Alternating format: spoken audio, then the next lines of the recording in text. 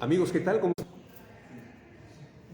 Creo que hay un problema de inestabilidad en Internet, pero reanudamos.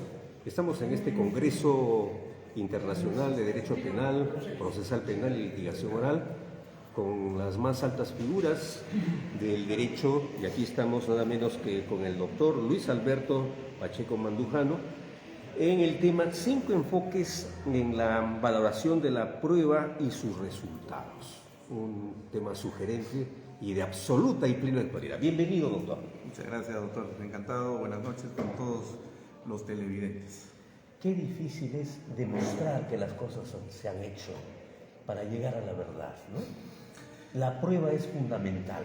Esto es algo cotidiano, ¿no? Inclusive cuando, por ejemplo, marido y mujer se pelean, porque por ahí algo se ha ocultado, uno respecto del otro, y se trata de averiguar cuál ha sido la verdad, hay que tratar de demostrarla, ¿no? Entonces, para ello, digamos, la mujer, que generalmente es mucho más intuitiva, mucho más racional, empieza a encontrar indicios, que empieza a conectarlos de manera lógica, y de esa manera trata de alcanzar la verdad, y esa se la encara directamente al marido, que ha cometido alguna infidelidad o ha ocultado algo, o bueno, ha cometido alguna travesura por ahí. Me lleva a una pregunta, doctor.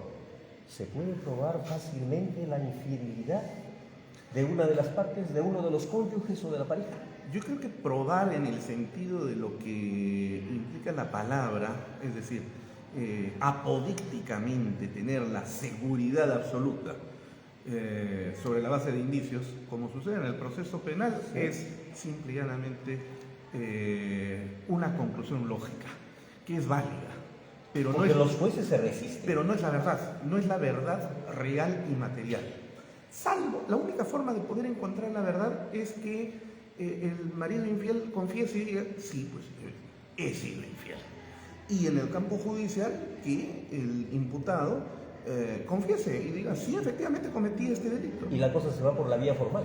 Y ya tendría que irse a un proceso inmediato, ¿no? Pero formal, ¿no? Claro, lógicamente, ¿no? Entonces, esa es la única forma de no demostrar... no la verdad real, material, sino la formal, a eso me refería. Claro, la única forma de demostrar una verdad material es que el imputado reconozca que ha cometido el delito. Y eso, imagínese usted que una persona se autoinculpa y dice, yo he cometido este delito, en realidad para encubrir a otra persona, ¿no es cierto? Entonces, es muy difícil tener la certeza y la seguridad plena al 100% en todos los casos que hemos llegado a alcanzar una verdad material. Por eso es que en el proceso penal se construye una verdad, como usted muy bien lo ha dicho, formal, que dicho en términos estrictamente técnicos es una verdad lógica. No voy a decir la novela porque es una exageración, pero es el texto que construye el juez para llegar a una convicción interna. Digamos, construyen básicamente los sujetos procesales que se encuentran en litigio. El fiscal con el abogado del imputado en una relación dialéctica que le permite luego al juez elaborar un razonamiento lógico, y para eso el juez tiene que ser pues una persona versada y preparada en el enfoque probatorio, es decir, digamos, a estas alturas del desarrollo del derecho procesal penal sería sumamente irresponsable y además absurdo pensar que un juez pudiese llegar a alcanzar una verdad formal simple y llanamente por la pura intuición. Pero ocurre una cosa. Pero es lo que ocurre cotidianamente. Doctor, pero ocurre una cosa, llevando las cosas al fiscal. El fiscal puede hacer una pretensión punitiva, pero no tiene los suficientes elementos de convicción. Y sin embargo, puede haber una defensa técnica débil y una prueba que no es tal, funciona y pasa a la etapa intermedia. Y luego probablemente al juicio sería una tremenda injusticia para el justiciable. A ver, ¿cómo maneja usted esa situación tridimensional de la prueba? Dos cosas fundamentales que hay que tener en consideración. Primero, y yo soy un convencido, porque además es una realidad objetiva, no es un parecer, ¿no? Y sobre la base de la experiencia, que en el proceso penal no se consigue la verdad, sino que se construye una verdad probatoria. Es decir, se elabora indiciariamente. ¿Qué podemos decir? Lamentablemente o así es. Se construye una teoría que procura alcanzar de la manera más racional posible a la verdad verdadera, a la verdad material. Si eso se logra alcanzar, enhorabuena. Por eso es entonces que en un proceso penal no gana necesariamente quien pueda tener la verdad material de su lado, sino quien logra convencer al juez que su teoría de la verdad es la más adecuada en términos lógicos. Yo le preguntaría, siguiendo la lógica de su discurso, doctor, ¿quién gana un juicio? ¿El que persuade, convence a un juez y deja de lado la pretensión punitiva del fiscal y se deja convencer por la defensa técnica? ¿O aquel que maneja mejor una teoría jurídica, más allá de Roxin, por ejemplo? En el Perú nosotros no tenemos el mismo sistema anglosajón en el cual cualquiera de los dos abogados entrados en el litigio, es decir, el fiscal por un lado y el abogado del imputado, pero los dos manejan teoría del caso. Tienen que convencer, ellos no tienen que convencer de nada, de impresionar con artilugios histriónicos, como sucede en el proceso anglosajón. Como usted lo ha señalado, aquí quien va a ganar el proceso es quien tiene el conocimiento jurídico técnico necesario para engarzar doctrina jurídica. Ya regresamos. Sí, yo creo que en el Perú la teoría dominante es, la jurisprudencia lo indica, el final de Vélez, ¿no? Seguimos siendo finalistas, lo cual me parece muy bien. Pero las teorías de la imputación son mecanismos que sirven para un caso sí y otro no, por ejemplo. Somos finalistas, pero ¿qué deberíamos ser? Ya no causalistas, sino funcionalistas. Usted puede ser causalista si lo es. Demostrar su teoría del caso, enhorabuena. ¿Cuál es el asunto? Pero lo que se ganan los juicios con la teoría pura. No solamente con la teoría pura, pues hay que engarzar teoría con hechos. ¿no? Obviamente. El mejor criterio de verificación de la teoría, es decir, de la doctrina, es la práctica, y en este caso la práctica procesal, es decir, el derecho probatorio. Ahora, el fin del derecho y la justicia. Porque si solamente se trata de dar a cada quien lo que le corresponde, entonces la dando a las personas y cuando recibimos de ellos, para que se genere el equilibrio. Entonces, fíjese que al no tener una definición clara de lo que es justicia, el proceso penal no tiene por objetivo la justicia. El proceso penal tiene por objetivo la resolución del conflicto. ¿Recuerda usted el caso de la señorita Arlet Contreras? Esta señorita que fue golpeada en Ayacucho, arrastrada como...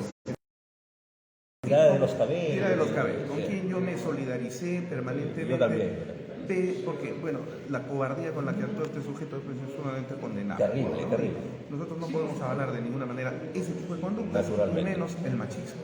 Exactamente. Yo suelo decir, ser machista en pleno siglo XXI es ser imbécil. La sentencia fue jurídicamente correcta y yo le voy a decir que sí. Pero si me pregunta si se hizo justicia, la respuesta es no.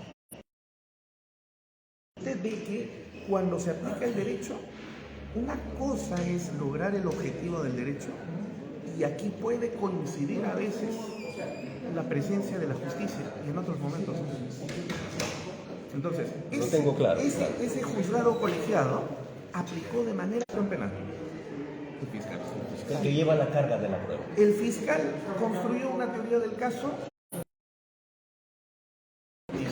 cuando lo correcto era aquí formalizar investigación preparatoria y llevar el caso por tentativa de violación sexual.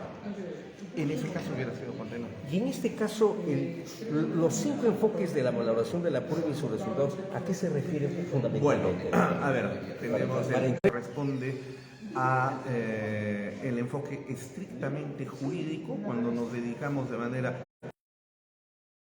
a tratar de resolver los casos, ¿no?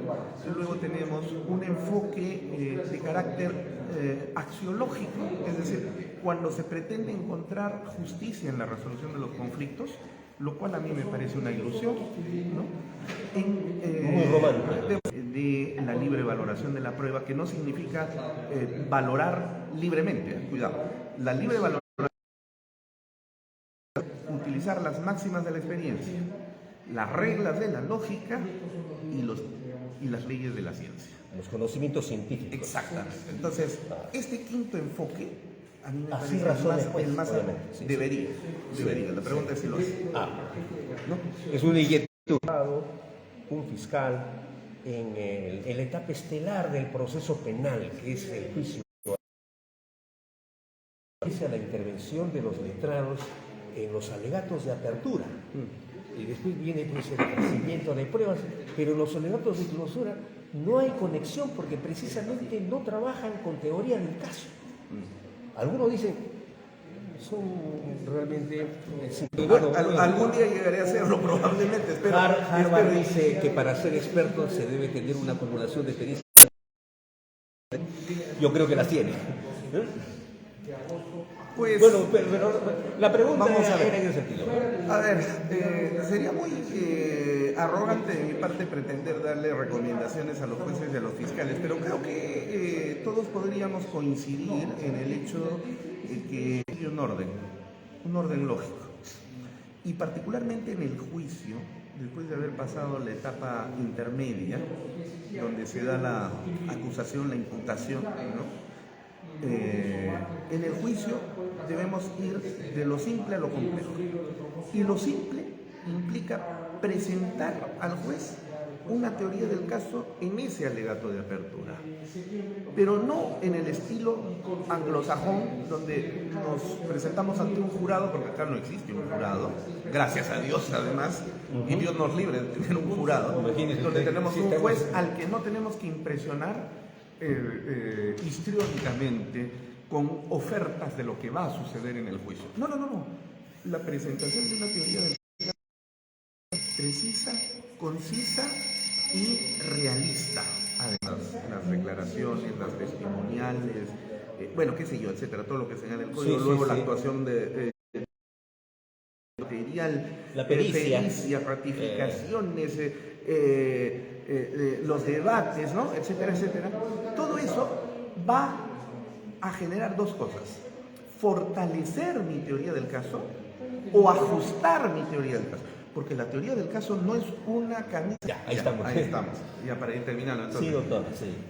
Entonces, la hipótesis se va validando, va verificando. Obviamente en términos racionales, no en términos de me da la gana porque es así, ¿no? Es perfectible. Entonces, cuando ya después de todo lo que se ha actuado, se llega al momento de los alegatos finales, en los alegatos finales lo que hago es presentar las conclusiones de verificación lógica como ya una tesis acabada. Deja de ser una hipótesis y se convierte en una tesis. Y es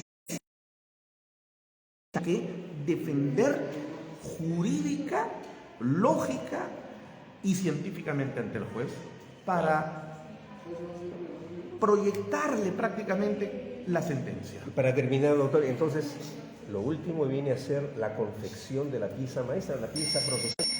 Ya, doctor, terminamos. Lo que se tiene que ver es precisamente la redacción de la sentencia como resultado de lo que usted está señalando. Y en esa redacción de la sentencia está la motivación, la fundamentación, que se ha aplicado bien la ley, que hay, como usted dice, una coherencia lógica, procesal, ¿verdad? Y que no sea contradictorio. Así es, el juez tiene la obligación, porque así lo establece el Código Procesal Penal, que también tiene que construir una sentencia que respete los principios de la lógica. Si encontramos una sentencia que viola los principios de la lógica, no solamente será injusta, Exactamente, sino que además será ilegal. Incidente. Muchas gracias, doctor. Encantado de conocerlo. Un gran placer. Muy amable. Gracias. Encantado.